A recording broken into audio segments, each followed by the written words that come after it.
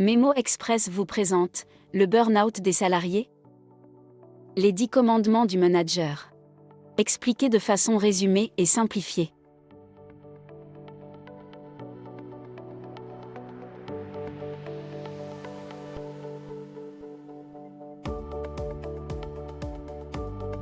Les entreprises survivent si les salariés unissent leurs efforts, dans le but de réaliser un projet collectif.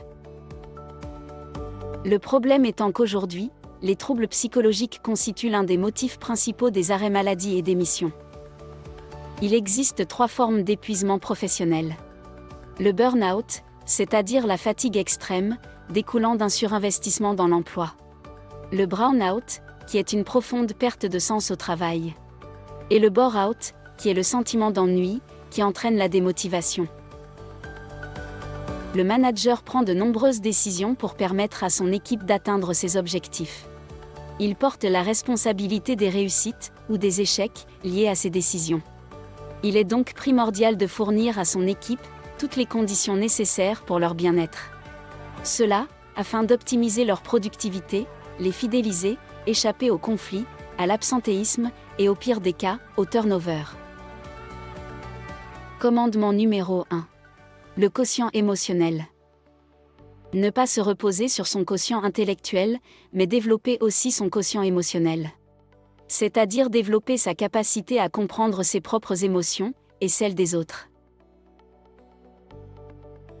Commandement numéro 2. Fournir un cadre et un environnement de travail de qualité, qui favorise l'épanouissement des salariés. Cela passe par l'ergonomie mobilier, sociale et psychologique. Commandement numéro 3. L'individualité.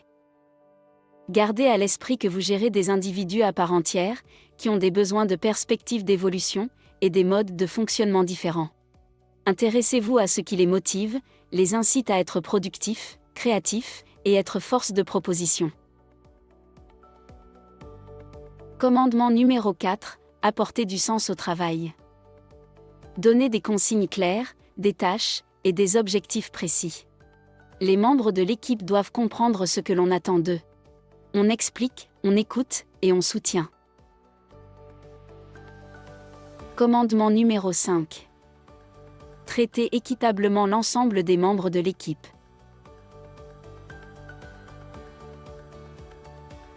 Commandement numéro 6. S'assurer d'une adéquation entre la charge de travail et les ressources pour y faire face. C'est-à-dire, donner suffisamment de temps, d'informations, d'outils, etc. Commandement numéro 7. Attribuer des récompenses suffisantes. Elles peuvent être sous forme financière ou non, d'encouragement, de valorisation ou de reconnaissance sociale. Selon une citation de Malcolm Forbes, payez vos salariés le moins possible, et c'est ce que vous obtiendrez d'eux. Commandement numéro 8. Octroyer de l'autonomie et de la liberté à l'équipe dans la réalisation de leur travail. Aujourd'hui, de plus en plus d'entreprises optent pour l'entreprise libérée, qui a un effet accélérateur sur le bien-être au travail et sur les performances. Le principe est de laisser les salariés prendre des initiatives individuelles, en toute confiance, plutôt que de leur imposer des directives, suivies de contrôle. Le système hiérarchique classique vertical est remplacé par une structure horizontale, où les collaborateurs s'autodirigent.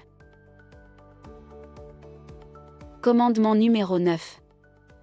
Réaliser régulièrement des entretiens individuels, afin de dresser le bilan des actions écoulées, de faciliter les échanges, et d'évoquer les objectifs à venir. Ils permettent aussi d'identifier des difficultés, des besoins en formation, ou des souhaits de carrière, entre autres. Dernier commandement. Organiser des événements comme des team building par exemple. C'est-à-dire des activités pour fédérer et renforcer la cohésion d'équipe. Entretenir un bon climat social favorise l'engagement de vos collaborateurs qui donneront le meilleur d'eux-mêmes et feront mieux que la tâche attendue. Merci pour votre attention et n'hésitez pas à vous abonner pour recevoir de nouvelles vidéos Memo Express. À bientôt!